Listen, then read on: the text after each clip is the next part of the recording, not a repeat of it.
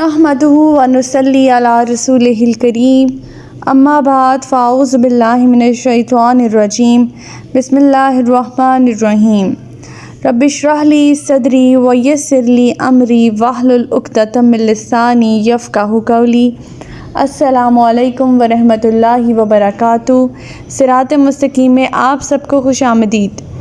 पिछले सबक में हम लोगों ने हज़रत ईसा अलैहिस्सलाम का ख़िताब जो कि वो अपनी कौम बनी इसराइल से कर रहे थे पढ़ा था, जिसमें वो अपनी कौम से फरमाते हैं कि अल्लाह ही मेरा और तुम्हारा परवरदिगार है, लिहाजा इसी की इबादत करो, यही सीधा रास्ता है। फिर जब उनको ये मालूम हो गया कि यहूद और इनके उलमा दलाइल के मैदान में मात खा गए हैं और इनकी जान के दर पे हो गए हैं और काम के लिए उन्हें कत्ल करने के लिए साजिशें कर रहे हैं, तो उन्होंने ऐलान किया कि कौन अल्लाह का और उसके रसूल का मददगार होगा। हवारियों ने कहा, जिनकी तादाद 12 थी, कि हम मददगार हैं, हम मुस्लिम हैं और आप गवाह रहिए कि हम गवाही देने वाले हैं। हम ईमान लाते हैं अल्लाह पर और उसके रसूल पर जो उसने हमारी तरफ भेजा, सो हमें अल्लाह ताला गवाही लिखने वालों में कर दे। फिर हमने पढ़ा कि हज़रत ईसा अलैहिस्सलाम के ख़िलाफ़ खुफिया तदबीर जो कि यहूद ने की थी और आपको कत्ल करने की साजिश की थी, लेकिन अल्लाह ताला ने उनकी ये साजिश नाकाम बना दी और वो शख्स जो आपकी इस साजिश में पेश था, उसी को सूली पर चढ़ा दिया गया और आपको ज़िंदा आसमान पर उठा लिया गया और क़यामत के नज़दीक आपका नज़ूल होगा। हमारा आज का सबक आयत नंबर 56 से लेकर आयत नंबर 60 तक है, तो आज का सबक शुरू करते हैं। बिस्मिल्लाहिर्रहमानिर्रहीम। फ़अम्मल्लज़ीना कफ़रू फ़अुअज़्ज़िबुहुम अज़ाबन शदीदन फ़िद दुनिया वल आखिरति वमा लहुम मिन नासिरीन।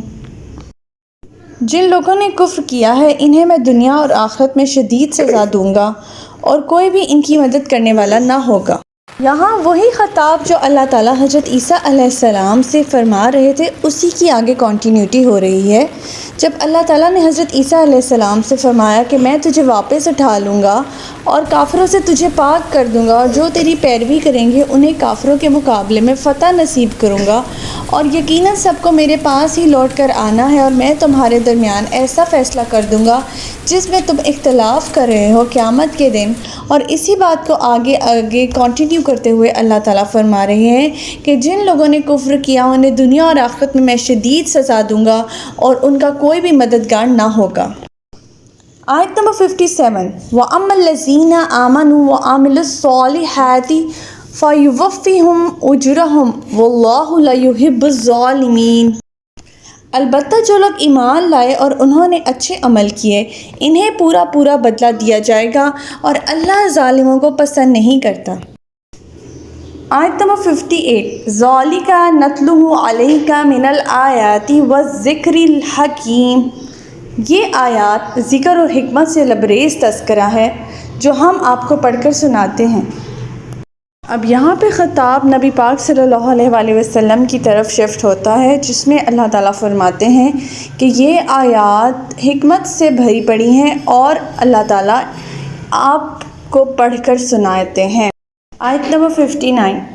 इन्ना मसला ईसा इंदल्लाहि कमसली आदमा खलक़हु मिन तुराबिन सुम्मा क़ाला लहू कुन फ़यकून।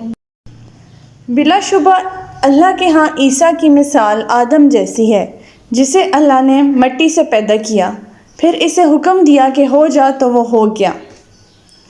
इस आयत में ईसाइयों की अकीदा अल-वहियतुल मसीह की तरदीद का आगाज़ हो रहा है, यानी वो जो कहते हैं कि ईसा अलैहिस्सलाम अल्लाह के बेटे हैं, उसका।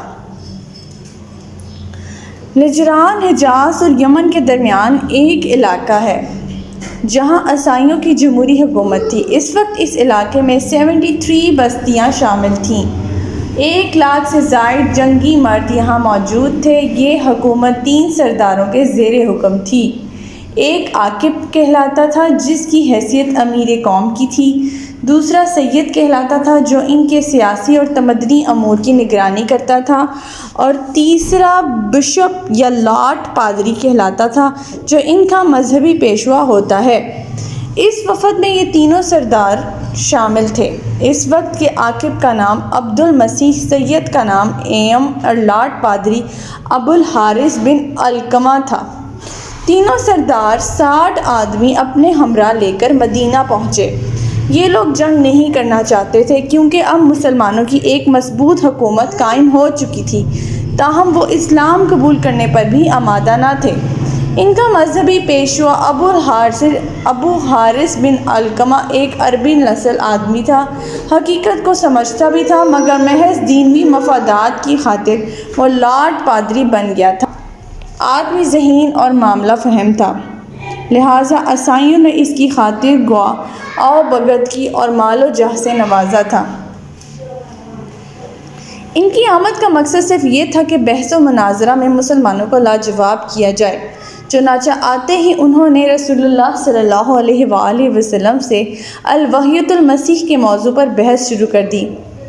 ان کا طرز استدلال یہ تھا کہ تم لوگ جب یہ تسلیم کرتے ہو کہ عیسیٰ علیہ السلام معجزانہ طور پر بن باپ پیدا ہوئے تھے، پھر تمہیں یہ بھی تسلیم کرتے ہو کہ یہودی انہیں مارنے پر قادر نہ ہو سکے اور انہیں آسمانوں پر اٹھا لیا گیا، تو یہ صفات کسی بندے کی ہو ہی نہیں سکتی۔ نیز تم انہیں کلمۃ اللہ اور روح اللہ بھی تسلیم کرتے ہو، پھر اس سے بڑھ کر ان کی الوحیت کی کیا دلیل ہو سکتی ہے؟ آپ کی عادت مبارکہ یہ تھی کہ جب کوئی ایسی صورتحال پیش آتی تو فوراً جواب دینے کی بجائے وحی کا انتظار فرماتے۔ چنانچہ آپ نے انہیں صاف کہہ دیا تھا کہ اللہ تعالیٰ کی طرف سے وحی آنے پر ہی میں تمہیں ان باتوں کا جواب دوں گا۔ اسی موقع پر اس سورت کی تقریباً 30 آیات نازل ہوئیں جن میں حضرت یحییٰ، حضرت عیسیٰ کی پیدائش کا تفصیلی ذکر ہے۔ ان میں عقیدہ الوحیۃ المسیح کا پورا رد موجود ہے۔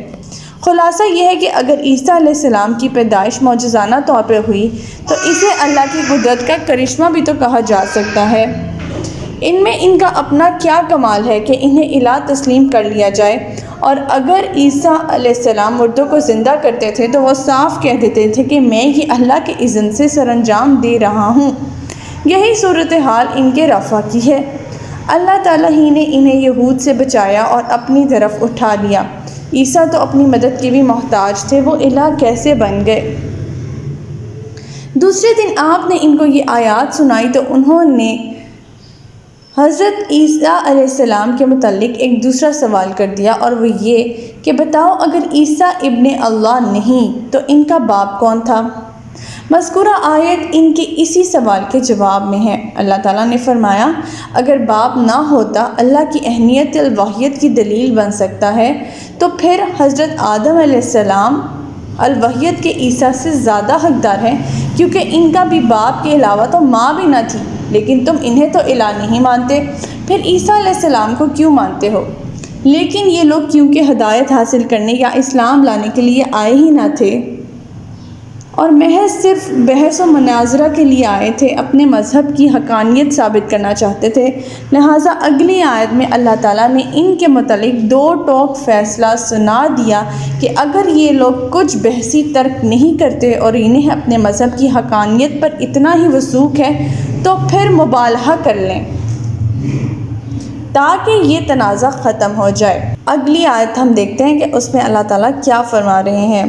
الحق من ربک فلا تکن من الممترین، تمہارے پروردگار کی طرف سے حق آ چکا ہے، لہٰذا اے محمد صلی اللہ علیہ وآلہ وسلم شک کرنے والوں میں سے نہ ہونا۔ اللہ تعالیٰ فرما چکے ہیں کہ جو قرآن کی آیات ہیں وہ حق ہیں، انہیں تسلیم کر لیں اور ان کے ساتھ کسی طرح کا بحث و مناظرہ میں نہ پڑیں۔ تو ہمارا آج کا سبق یہیں تک تھا۔ اللہ تعالیٰ سے دعا ہے کہ اللہ تعالیٰ ہمیں قرآن پاک کے احکامات پر، تعلیمات پر عمل پیرا ہونے کی توفیق عطا فرمائے۔ اللہ پاک ہمیں ہدایت دے کہ جس کے بعد گمراہی نہ ہو۔ اب آگے سبق میں ہم پڑھیں گے کہ یہاں پہ جو اللہ تعالیٰ نے ایک آپشن نے دیا ہے مباہلہ کا، اس کا کیا مراد ہے، وہ ہم اگلی آیات میں اس کو تفصیلی طور پر پڑھیں گے، اس لیے میں نے یہاں پہ آج کے سبق میں اس کی وضاحت نہیں کی۔ تو ربنا لا تزغ قلوبنا بعد اذ ہدیتنا وہب لنا من لدنک رحمۃ انک انت الوہاب، سبحانک اللہم وبحمدک استغفرک واتوب الیک۔ السلام علیکم ورحمۃ اللہ وبرکاتہ۔